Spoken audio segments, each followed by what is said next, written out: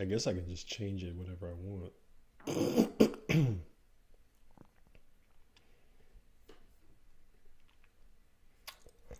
I guess I can just change it wherever I want. All right, let's send it out to the Twitter peeps. I'm gonna have to get on Facebook, and I'm gonna have to get on Reddit. Kind of where I'm at now, there has to be a way to kind of live stream on Reddit with just the computer. Oh, hold on. I gotta change this title if I can. See, this is why I need a team with me, so you guys don't have to see this behind the scene um, nonsense. Um, so we're gonna title this. What did I put on Twitter? Kanye West docuseries Jeen-yuhs, the Aston Martin Veve drops Delta 8 and taking photos. So let's make that the title. I gotta take out the end because it's too long. Kanye West Genius. These 007. Oh, perfect. There we go. See, I don't want to do too much work, too much extra unnecessary work. That's kind of the goal. The goal is for things to be so streamlined that I just kind of show up and things operate appropriately. So, and it still has the old title. That's cool. That's cool. For next time, I know better. Yo, so what's going on? This is Alex Wilder. Thanks for watching Wild with Wilder. And there are some random topics that I really wanted to get into. Being an adult is so crazy. It's so weird. It's so unexpectedly normal. Like, it's weird how normal a lot of this shit like feels and becomes, to where you're now thinking about, oh, I got to be ready for the water bill. And when you're young, you're not like excited about saving money on a water bill or anything like that. So as I said on Twitter at Wild with Wilder, I'm getting the show way more, why is it foggy? I'm getting the show way more honest, way more direct, less silly. I want it to be more of a better reflection of kind of like what I'm about and who I am, as opposed to, hey, this is the latest topic, because, topics fade, they dissipate, they disappear, and there has to be some sort of resonance in what we're doing, what we're talking about. So like right before here, I went and I dashed over to the smoke shop. So I stay in Texas, and in Texas, it's the weirdest laws ever. It's weird, right? When you think about the cannabis laws is what I'm talking about. So there is all of this legislation around it. And Texas is like a money-making state. All these guys from all these different states, all these company owners, they flock out here to, Dallas, Houston, and they set up like location. Out in Dallas, it's just more and more buildings building up. I remember when like State Farm took over this one section that I'd known for years, and they just started building huge parking structures and like a huge office and like all this craziness. And that's kind of what it was. And now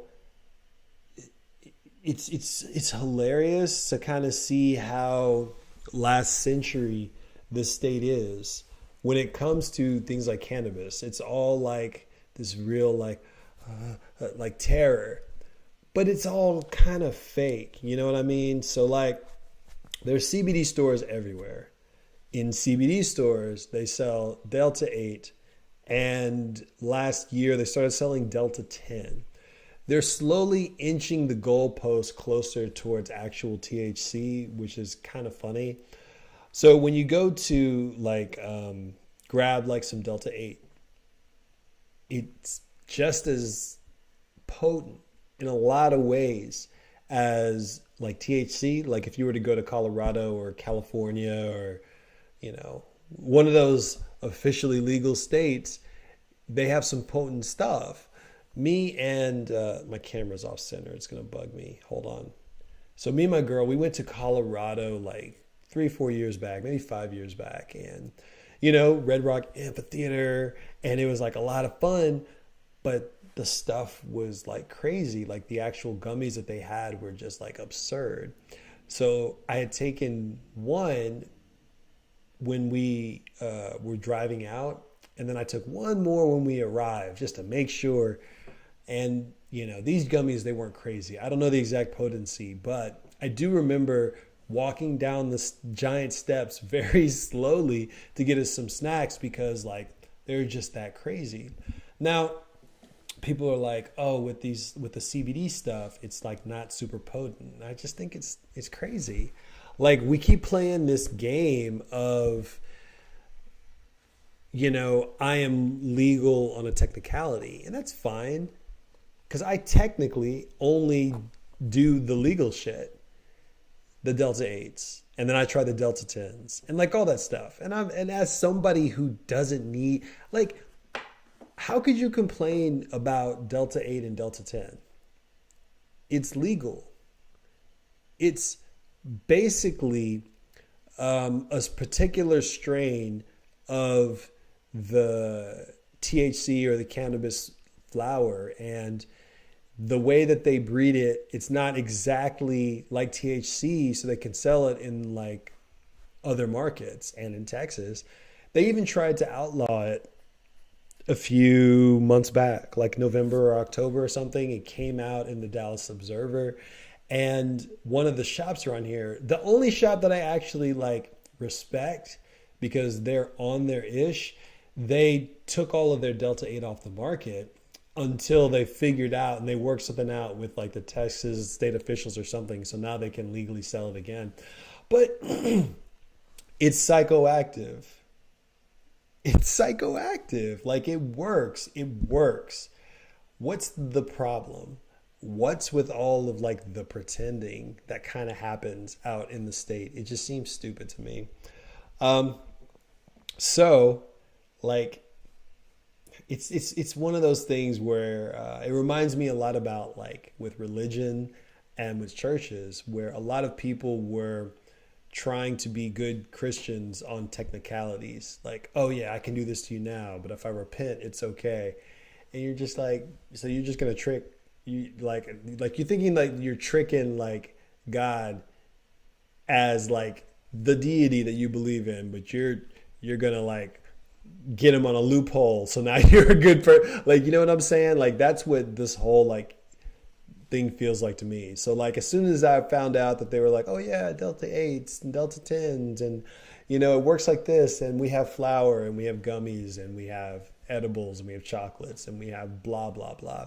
The problem really is that because it's starting to become big industry, there's a lot of ones that have a lot of bad shit in them.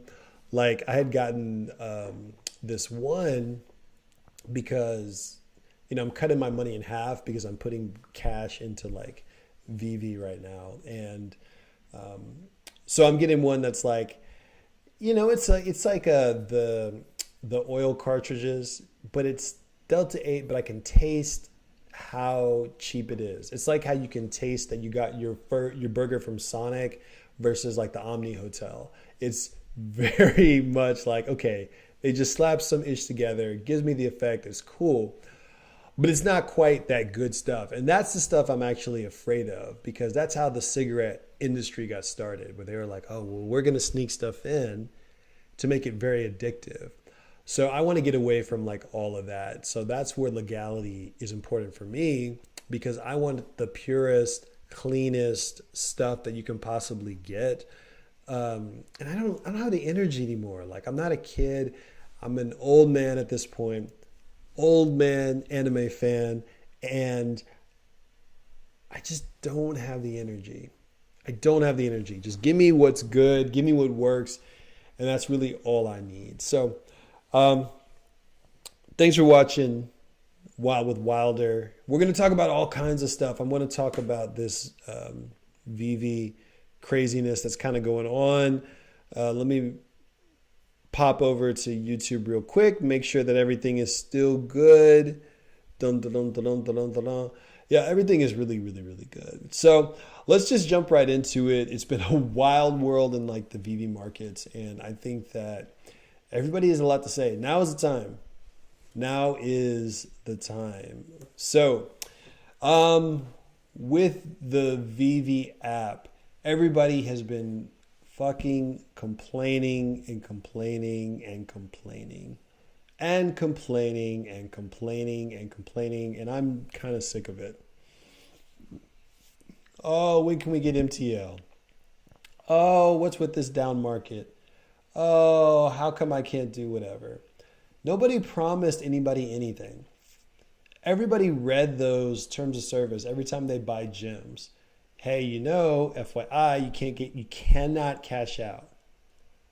They have told us in AMAs that we can cash out eventually. It's coming. They're working on it. It's in beta testing. People still complain. Like the Reddit thread on Veve is absurd with all of the whining. Yo, be patient. Be smarter. That's kind of the whole point. Like, try and figure out exactly what you're needing to do so that you can come ahead. Like, I spent all the past like 2 or 3 days where the market is going, boo, trying to figure out how I can dollar cost average on some of the ones where I know I overpaid. The big one I would love to be able to dollar cost average on is Fantastic Four #1. I know I overpaid for that. I got it like probably at near the height of the pump. And not even thinking about it, I totally kind of got caught up in the discussion and I made sure to grab one. Now, super long term, I think it'll be fine. But if I had the extra 150 gems, I would have grabbed a second just to bring that cost down so I don't have to sell them so high.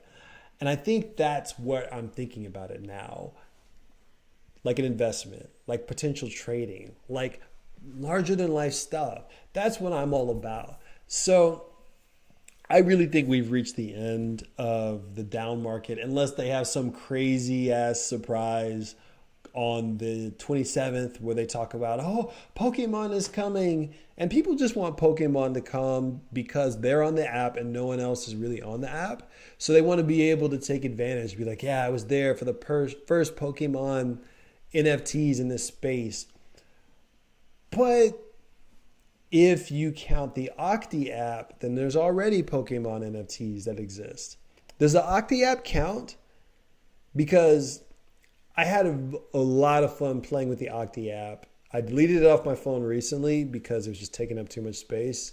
So that may count against me. I may not be accumulating like I would like to, but really fascinating. I should really do a video about it. But the whole concept of it is you have this AR tech, and then people use the AR images in their phones and their videos. So it's like, oh, look, Charmander is flying behind me while I dance to like Dua Lipa or whatever. And the actual data for the NFTs resides in people's phones. So they pay you to take up space in your phones to house these items, and then you accumulate their coins by keeping them in your phone. And if anyone uses one of the items you have, you gather more coins. And so it's like a nice little play to earn game system. And then you can use X amount of coins to purchase items. And I think 1 coin equals like 0.06 cents or something like that. So I think I stopped at like maybe 38,000 coins before I deleted it off for now, but I know my account's still there. And that equals about $275. So in the app, you can go to the different stores like Gucci and Converse, and you can buy something using these coins as cash. So I think that's really where the trick is. Now, all that said, they have what they're calling NFTs. And if they are, I have some early ones. I have a silver dancing Pikachu. I have a Mandalorian mask. I have a the guy from Minecraft, Steve. I have the Steve figure. Now, if these are NFTs and I have some of the first, and I don't know what they're going to do with this Octi app. I think that they are utilizing it to get people on the platform. And as people's phones catch up, it's going to become a real thing maybe next year. So that's why I'm like accumulate. Just my phone doesn't have the space or the data to really keep up as much as I would like. But really cool. So let's talk about this Veve digital collectible, because I didn't even bother to follow it. I don't have this type of liquidity at this moment. My time is going to be the next time when prices start to rise and I really start selling what I have. I'm going to be prepared for the next downturn. So probably another 3 months from now, I'm really going to be able to go shopping on some nice, inexpensive top tier stuff. But I wanted to look at this one a little bit because I think it's really cool. It says No Time to Die, but it's still a James Bond Aston Martin, first Aston Martin James Bond piece. So it's really well prized. There's one of the secret rares on the market right now, and they listed it for 1 million gems. So if you happen to have 1 million gems and you want one of these really bad, go ahead and pay, this, what is that, like 1,000% increase in gems, because you just have really big FOMO. I mean, it's cool, man. I mean, I really think that this right here, it's a nice double fake where they can say, look, we're still coming with the huge drops, but really they're letting the market kind of start to alleviate. So they had two versions, an ultra rare and then the interactive secret rares. It's the car. It's really, really cool. And I don't know if this is a new vertical or not. Like if this is the start of just cars coming in. If it is, this isn't the first car on the Veve platform, but it's definitely going to be one of those sought after iconic ones. And it almost seems to me not worth it to chase it after the drop. The secondary market for these, I think, is still really, really early, unless you really think that these cars are going to 20K, 10K. Because this one right now is about 6K on the secondary market. And it's just, it's really kind of impossible. Wait, sorry. This one is about 800 on the secondary market. And then when we get to the more rare ones, there's 6K, and then there's the super secret rare. Super, super secret for like 1 million. There's only 2,507, which is a weird number. I know it's 007, but 2507, there's no real correlation. Season 1, Aston Martin. First Aston Martin on the platform. Are these the first Aston Martin NFTs? That's interesting. So if you're an Aston Martin fan and you want the first, this might be something fun to grab just to have. But like, I didn't even bother because I didn't have the liquidity. If I did, I'd still try. But I don't have trust in this drop system anymore. Like, nobody does. You can't get a drop unless you just are one of those people. I have gotten two. It's not happening. The detail work on this is so great. Look at that. That looks amazing. It reminds me of when I was a kid and we would play the demos for Gran Turismo. Now, I don't give a fuck about racing games, but I really admire the craftsmanship of the digital design. I just think it's spectacular. Gran Turismo, Forza, it just looks great, but I don't really care about playing it. So, okay, so this one right here. No. Hold on. Here it is. So this one right here is the ultra rare for 307 list price. I think these are the ones going for 800. And then you get to the secret rare, 1007. Now that's a fun number. And then this secret rare right here, the interactive secret rares, like this one, the specialty price, only 7 editions of these. This is the one that's selling for $1 million. 7 editions. So if you got this, congratulations. You have the rarest edition size NFT on the platform. There you go. 7.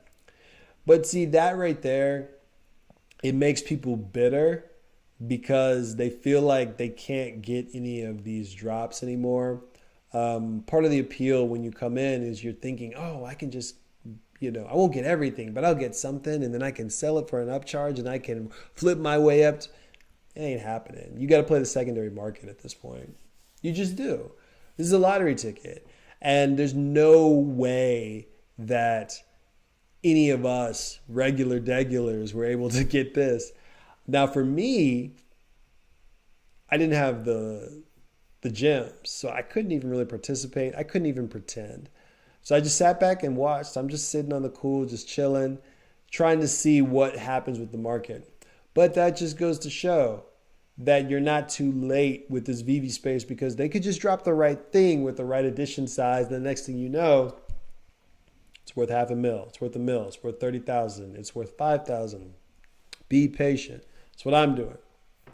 Do I have to give the not financial advice thing every single time? It's so redundant. I'm going to put it in the comment section anyway. If you're watching the live, it's already in there. Speaking of the live. All right, cool. We're still chill right now. I love being super, super early on this. So I was watching a bunch of stuff that I really like to watch. And I was just like, just trying to figure out, how do I improve the podcast? How do I improve my location, my setup?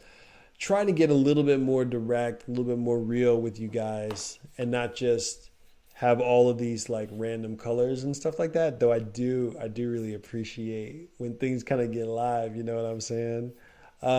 But I was like, okay, I got to get more real. I got to get rid of all the nonsense, all the frills, all the extra, and just really go in, because that's what I like to listen to. I like to hear people like going in with their ideas and their thoughts. And I think Veve is still cool. So this motorcycle one, I didn't try for either, but I thought it was really interesting. I just think the high-end designed like cars, motorcycles, things like that, I think it's a really cool vertical. There's a lot of car people. There's a lot of people who want there to be car NFTs that are mainstream, that they can get behind. So if Veve finds a way to do it, you kind of can't go wrong. Other than that, these are listed fairly well, but I think a lot of them are listed high because it's kind of the only motorcycle on the platform. So first motorcycle, and people are all about firsts when it comes to collecting. 9,007 editions of Triumph motorcycle. It's a series, even though it's a one of one. So if you were able to get one of these at 87 gems, more power to you. Yeah, let's look at the market a little bit. Like if this thing will actually like kind of come up. So one of the things I had taken to doing is I was looking at the Veve marketplace pretty consistently, but it was getting kind of boring. So I want to narrow it down to my collectibles. I'm going to kind of reset and refresh this page, and hopefully it doesn't log me out or time me out or anything like that. When I go to just plain collectibles like this, it never loads. I don't know if it's just busy. I don't know what the deal is, but I think I have to get there super early in the morning in order to look at it. But when I go to comics tend to pop up. And when I go to my comics and watch list, that stuff pops up. So I don't know. I don't want to look at comics though. I just want to look at some of these watch list collectibles so I can kind of give you what I'm thinking. I'm really liking this app too, by the way. I didn't expect that I would like it as much as I did. I think it's really, really cool. And there's a lot of just like human psychology that can be ascertained from this. Looking at markets and it's the psychology of economy and stuff like that. I think it's really, really dope. But it's like I have to really try hard to distance myself from people that are emotional about the way they invest, because that's not how I am. There's a group of people. They make their decisions based on right and wrong. And it doesn't matter what the decision is. If you eat grilled cheese, well, only good people eat grilled cheese, so you're a good person.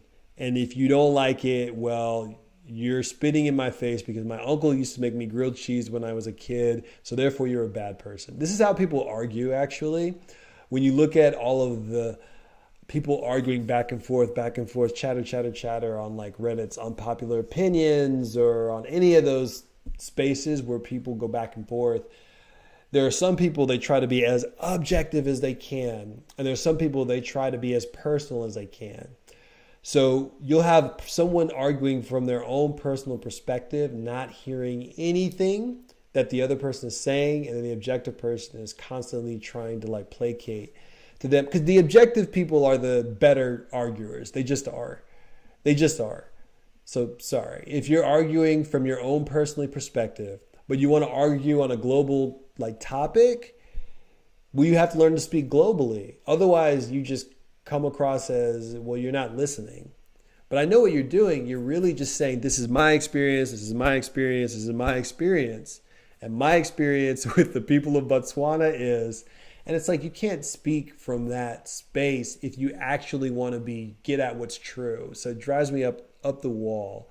So when I start hearing people getting super emotional about their investing and, and all that, cool.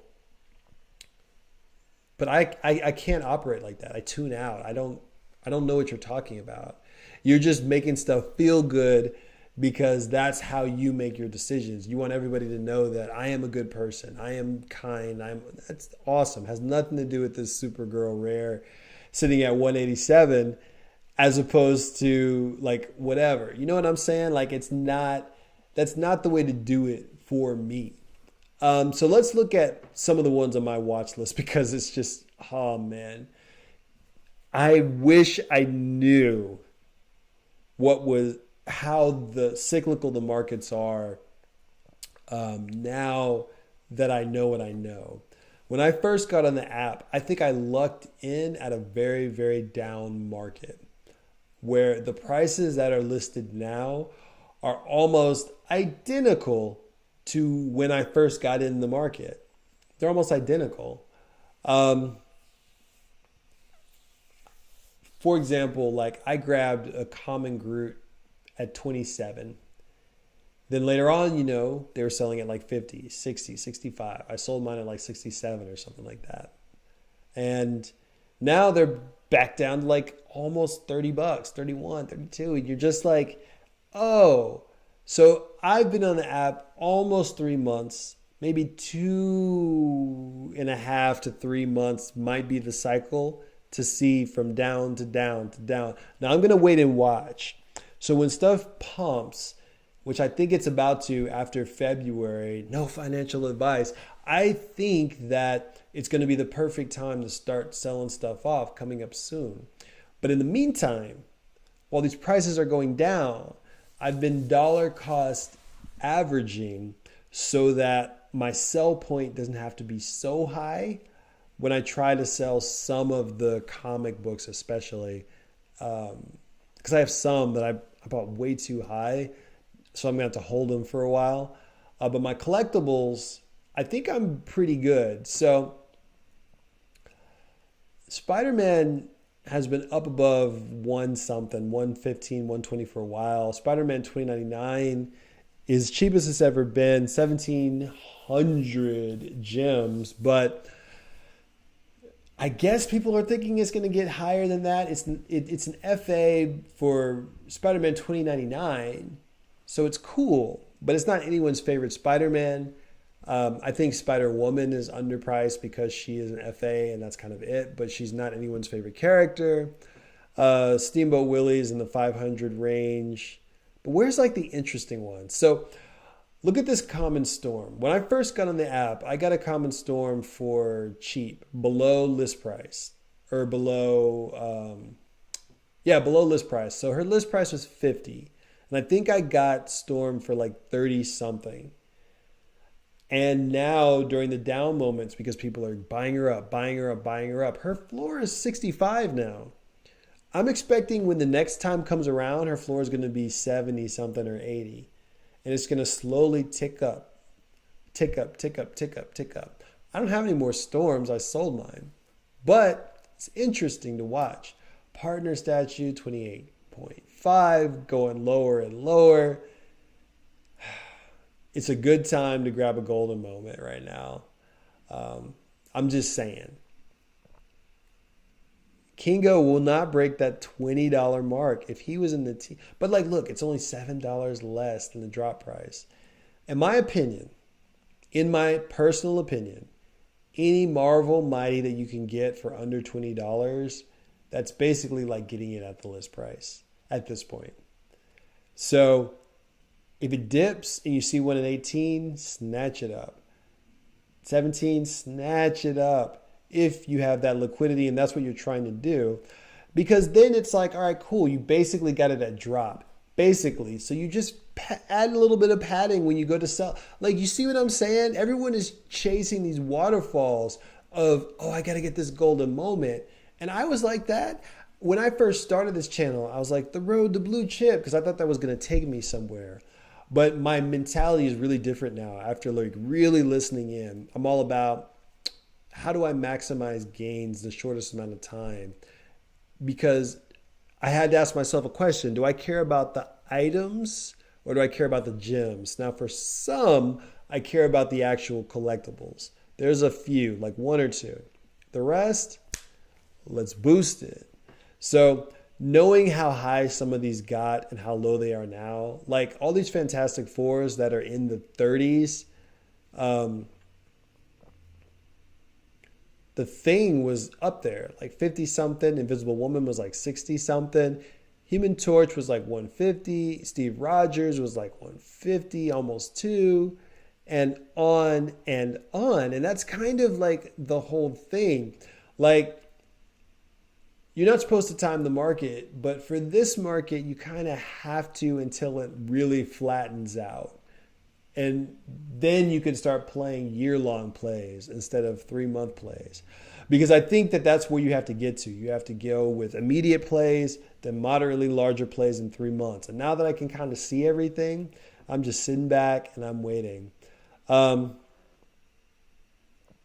don't even have everything on here that I thought I would. So like, one of the things that made me so happy is I was able to get 2 Sue Storms for, I was able to get 2 Sue Storms for about one for 35, one for 36. One uncommon, one common. And what that did is that dropped my dollar cost average price to basically the list price. So now my commons are like $51 and my uncommons are like $50 and like 50 cents, meaning that that's my price where I can recoup whatever that I was able to kind of get. So yeah, I mean, there's a lot that can kind of go on. I need some water. And let's get a new color because I'm about to change topics. Let's go blue.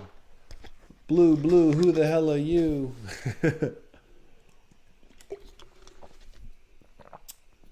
Y'all remember that Black Thought? Blue, blue, who the hell are you? Peach, I got the speech you can't impeach. Y'all remember? Yeah, some of y'all know. I hate that this collectibles thing just never loads. Yeah, I hate it. I hate it. Because I want to look at everything when I want. And then if I wanted to search for something individually, I can't. Because the search bar doesn't come up until it's done loading. And it will never be done. And this is how it is. It's the worst. Everything else about the site is great. But it's making me hesitant about actually purchasing for the charts. I'm keeping my own spreadsheets for now. And maybe if we get to a point where people actually want to see it, I'll subscribe. But for now, I'm chill. I'm vibing. Everything is good.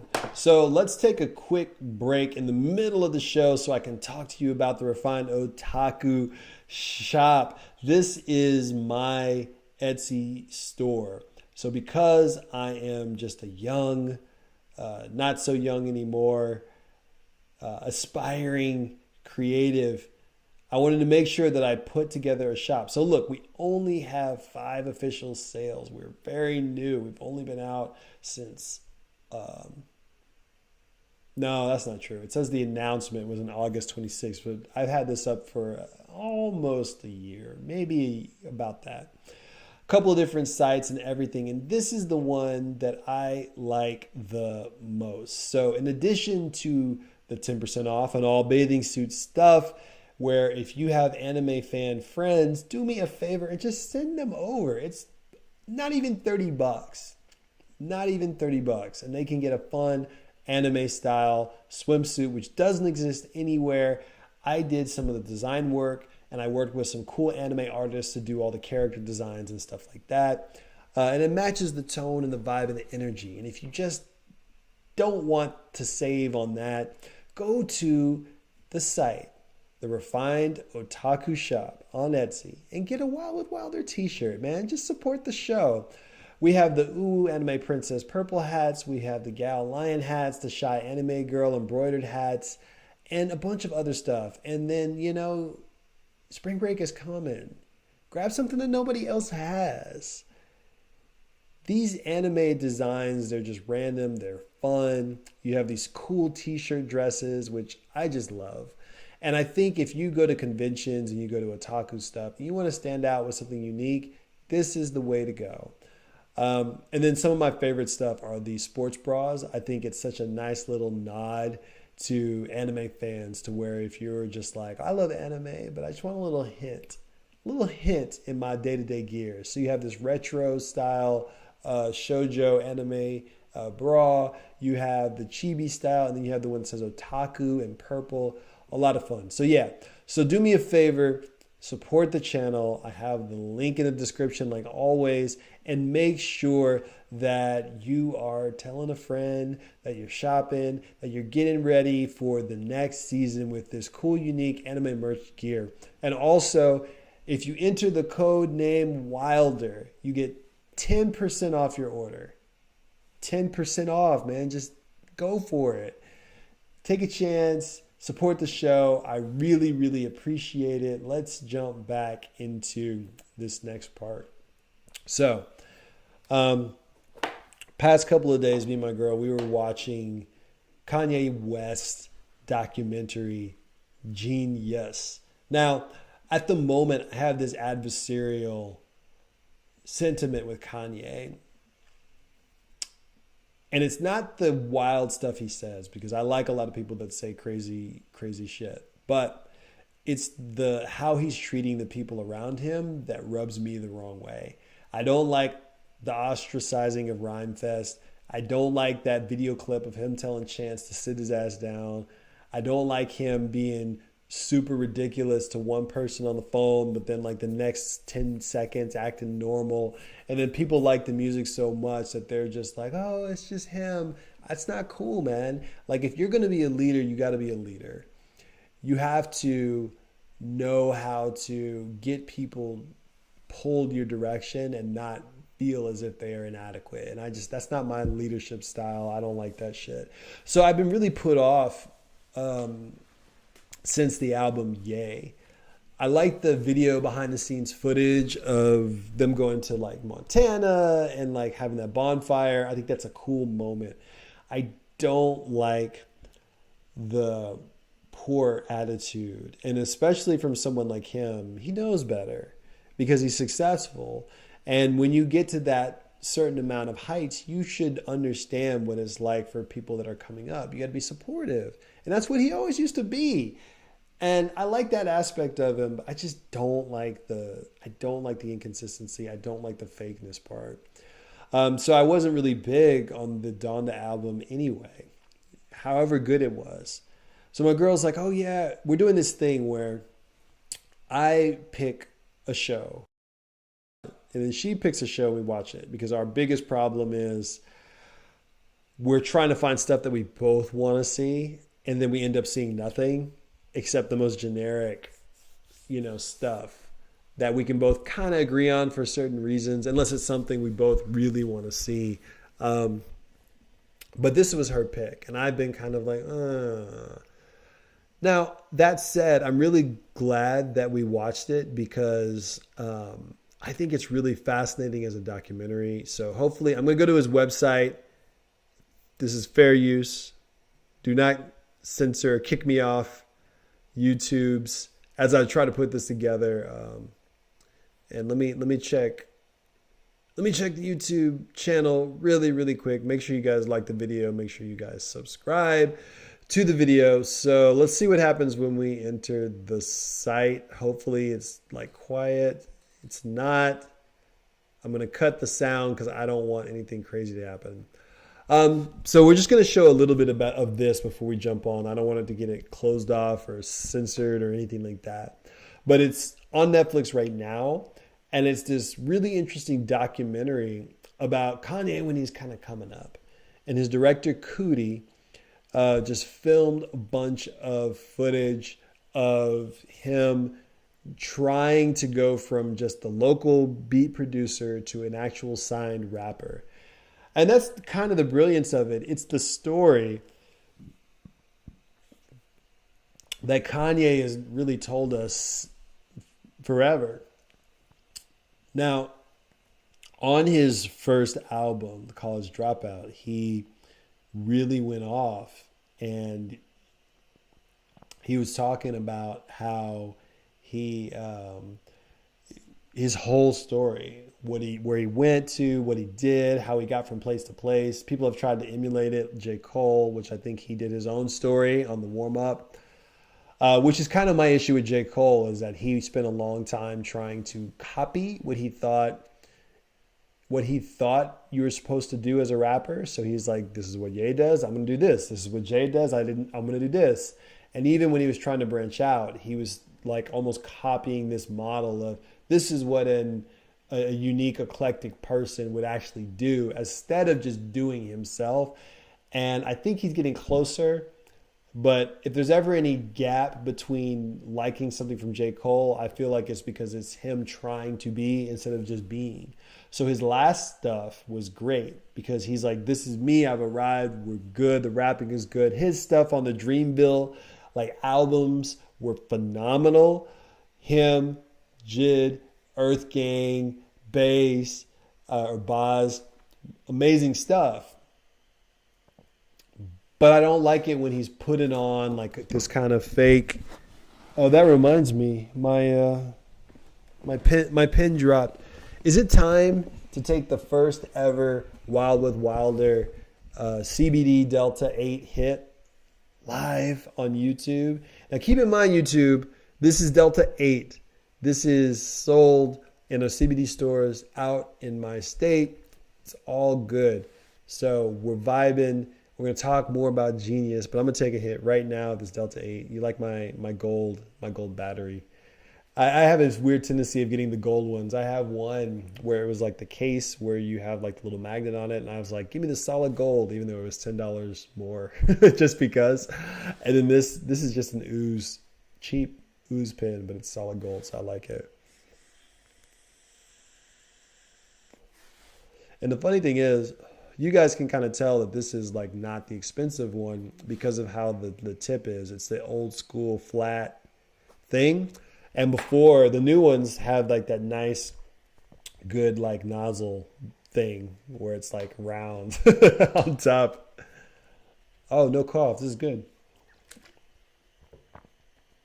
All right, let's kind of keep it going.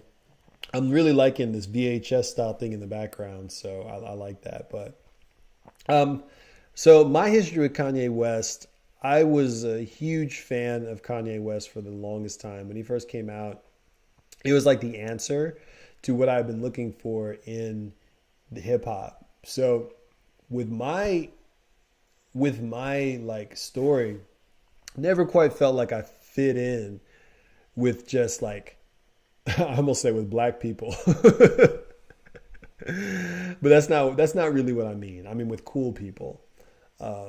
Because I'm look at my shelf. Like I have Hunter x Hunter back there. Like my team, we was nerds. You know what I'm saying? We were uncool. We were whack. We were lame, and we had to listen to rap music quietly. When the cool kids were playing rap music in the big groups and stuff, we were sitting in the corner like playing chess and shit like that. Though at my school, I went to a private school, so everyone played chess. It was cool to be smart at my school. But it was also cool to be cool. You cannot fake cool.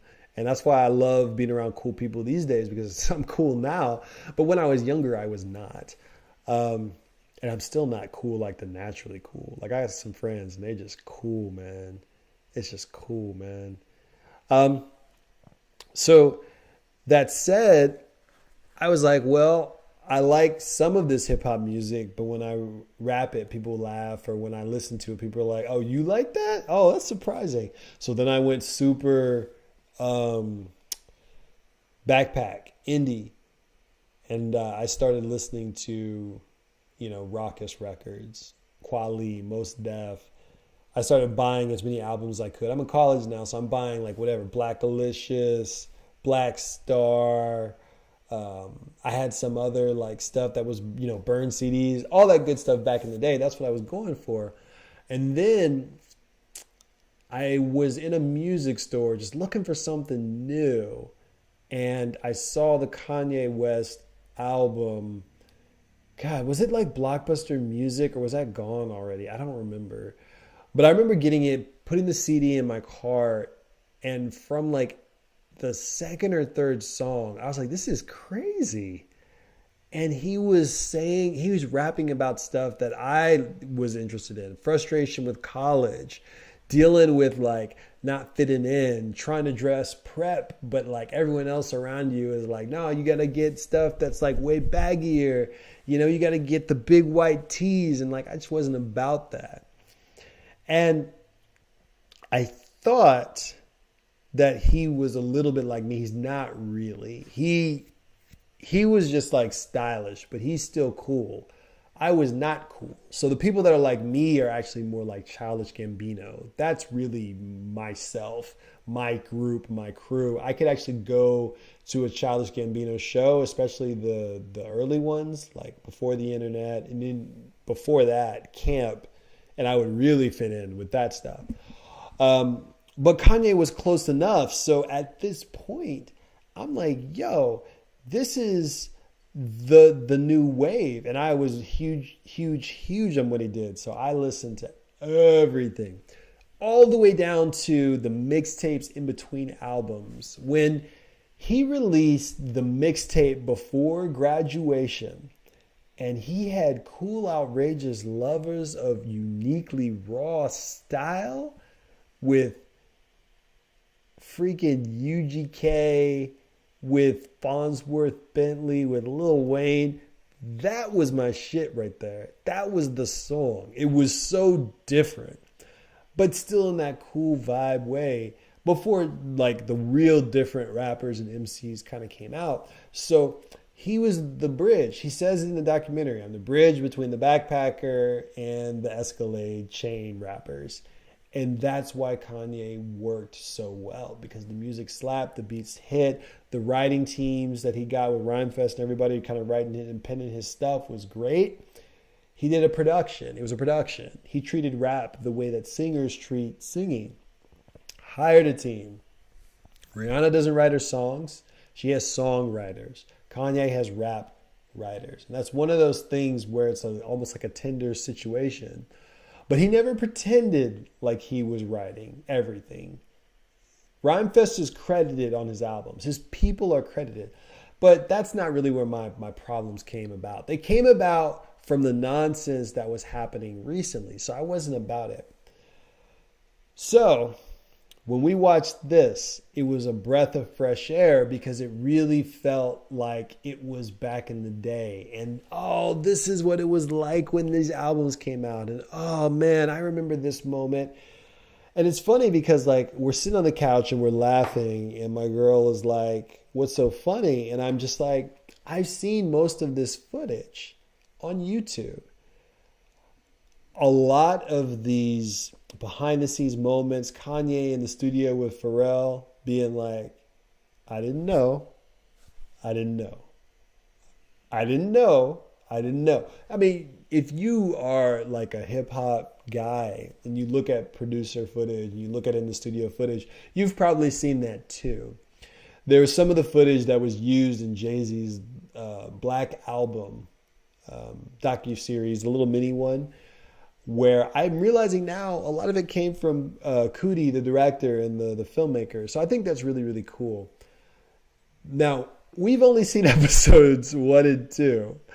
Um, so I'm trying not to spoil it because you don't really have to spoil it. I'm not going to tell you what happens in it. It's just about his life. So if you know nothing about Kanye's life, then this is all going to be new. But a lot of us, we had seen all this stuff. Like we knew the story. We knew the story of him touring with Talib Kweli, like him making Get By, making that the backpack anthem, just to get by, just to get by. Like ridiculous beat production. Him with Mos Def, with Freeway on the Chappelle Show, on and on and on. And he was our guy.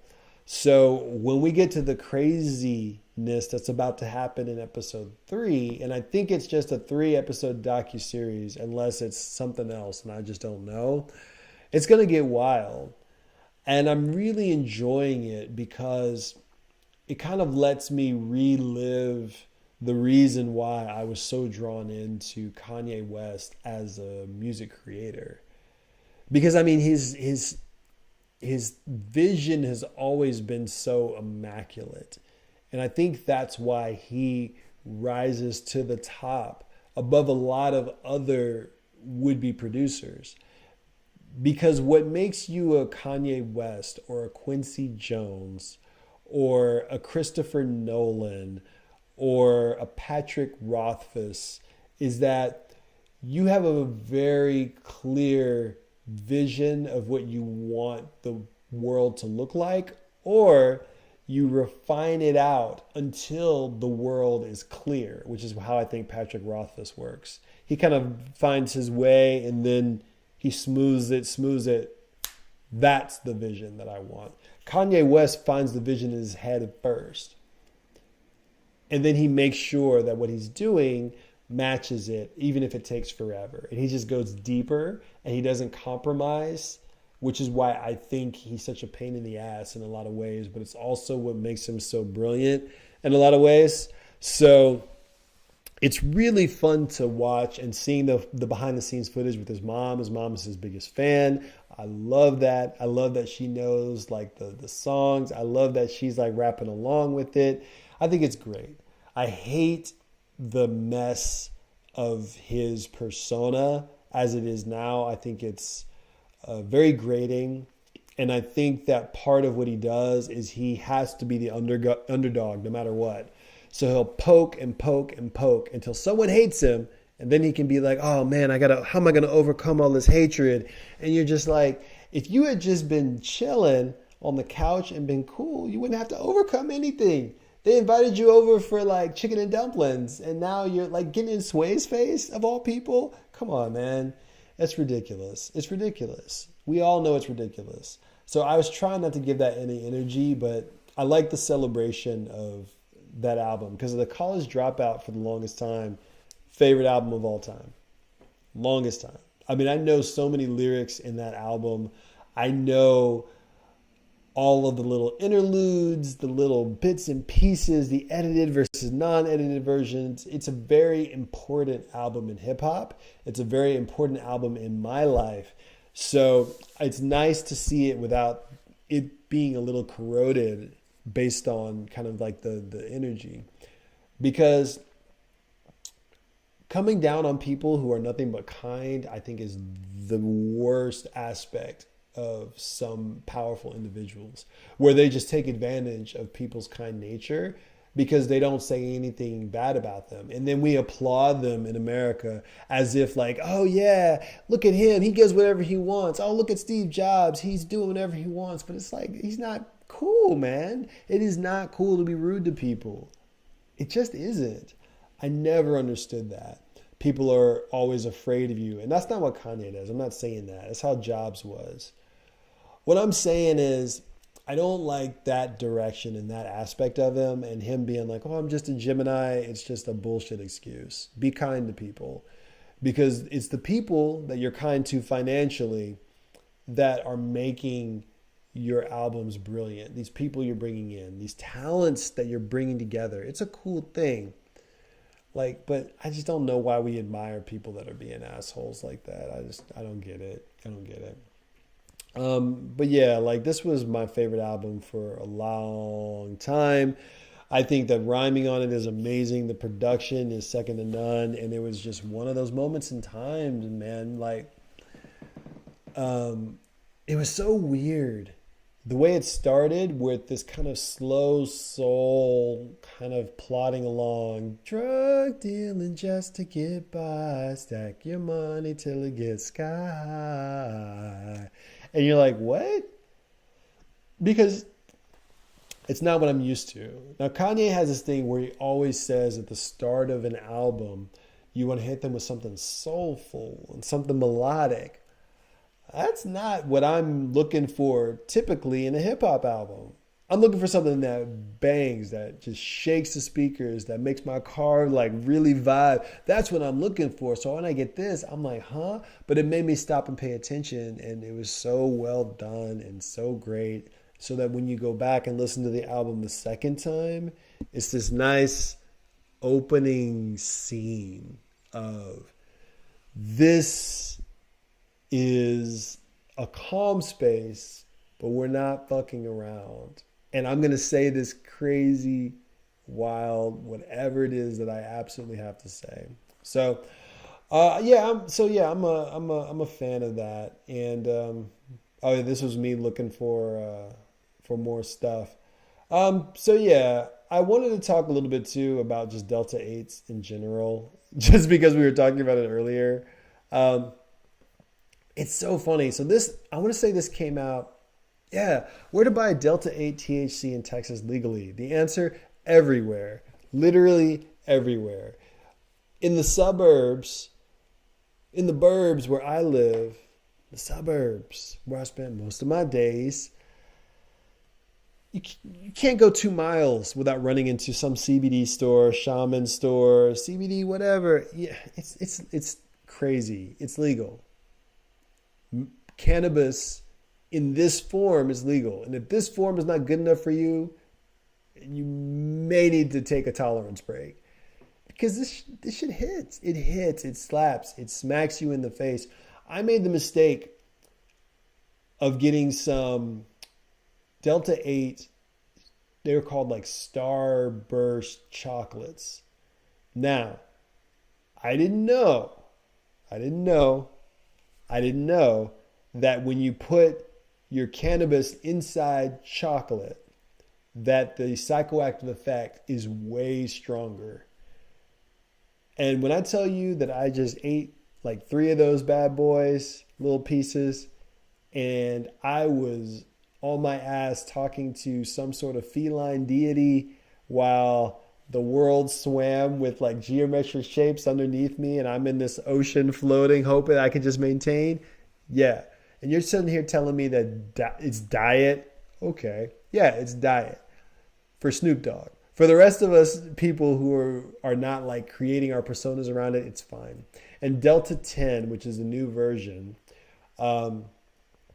it's really strong too. It's purer, it's cleaner. Go research. It just seems hilarious to me that this is still up for debate. And I see these threads on Reddit where they're like, man, when are we going to legalize? I'm like, we kind of did via loophole. Texas people are businessmen, man. Like they figured it out. They were like, okay, we can't do that. We will in 10 years. And for now, take this. And people, they buy this like crazy. Apparently they have these stores over by some of the colleges, like out in College Station and stuff. And they sell a lot. And I know why. Because it's basically legal weed. But it's not technically weed. But it is. But it's not. So it's legal. So, okay. And it's hilarious. Oh, best vendors. Go to any head shop, any smoke shop that sells CBD. Ask for Delta 8. You're fine. You're fine. And like, what is Delta 8? Like, there are people that know it a lot better than me.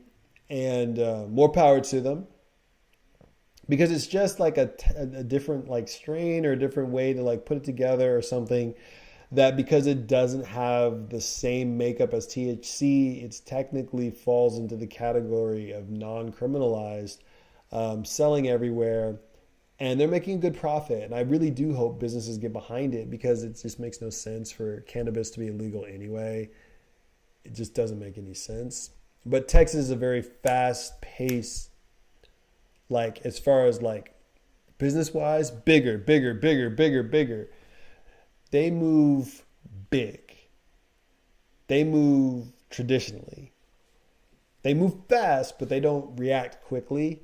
So I can feel the traditionalism like holding it down, and they're just slowly inching forward. But I'm sure like in Austin, it's like a wild, like normal scenario. Like every other state, it's normal. Will Delta 8 THC get you high? Technically, yes. But the experience of Delta 8 will differ from person to person. It's been hailed as the Bud Light of cannabis, since its THC content is so much lower than Delta 9. Now, Delta 9 is the actual THC levels. I guess they're trying to break it down to where Delta 8 feels like a light beer and Delta 9 could feel closer to like a shot or something. I don't know why you need to do that. This is the technically legal version of cannabis. It works just fine. If you go on a tolerance break for 2 weeks, it will F you up. If you hit it too hard, you have to be smart. You have to be safe. You have to not drive. The same stuff they're doing in other states. And I just think it's funny that this is what we're still talking about out in Texas. So I'm gonna end the episode there. I'm having too much fun. So this is the all new. Hold on. Let me get my flashing flash lights. Oh, have I had this fuzz on my chin the whole time? Crazy. All right. So thank you for watching the all new Wild with Wilder. I'm Alex Wilder, just having a good time. I wanted to revamp and redo the show, so there was a little bit more raw, a little bit more true, more honest, more on the nose. We're going to talk about shit, but we're not going to sugarcoat anything anymore. We're going to talk about real stuff I care about, like cool Delta 8s, like anime, like all of the weird, messed up-ish happening in the anime manga community, all the weirdos, all the cool people that are being overlooked. We want to talk about all of that. But I just got to get my feet up under me and figure out what this show is about. So I like to sit around listening to people just talking and yapping. So that's really what I'm going to do as much as possible. And I want to keep this going because it's a lot of fun. So I hope that all of you guys were able to have fun in that last drop. I hope you guys are taking... Oh, wait. Hold on. One more thing. Okay, so in the Veve market, I'm going to say this. Now is the time. The discounts are now. The prices are low. When you start to see the collectibles showing up below the drop price, now is the time. So if you want to make your stacks, if you want a dollar cost average, I'm not talking about comics being $1, but they're now no longer starting at 17. They're down to 10. You can find some at $9.99.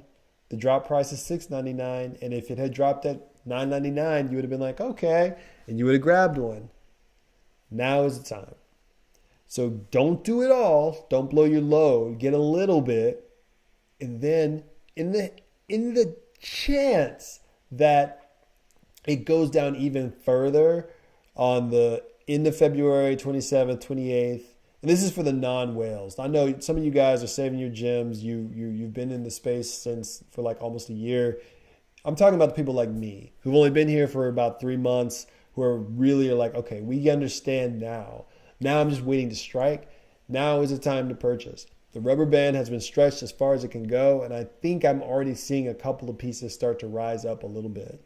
So I did as much DCA as I could, dollar cost average. I did as much random little pieces, things that I could.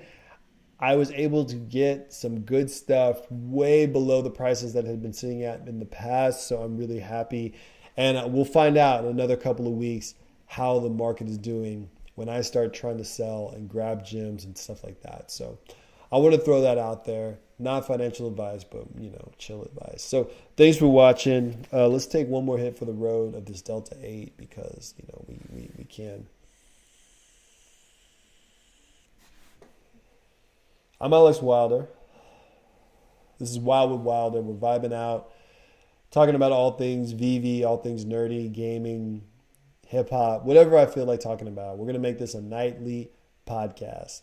I want to do it at 11:11, but I've been waking up really early, so I don't know if I'm going to be awake that late. But starting a podcast at 11:11, like Conan O'Brien, that might be the way to go. And I'll just go without sleep for 6 months so we can kind of do it. So yeah, it's Saturday night now. I'm about to make some food. We're about to have some sausages and some salad, and we're about to have a really good time. I'll talk to you guys later. I'm outie. Peace, love.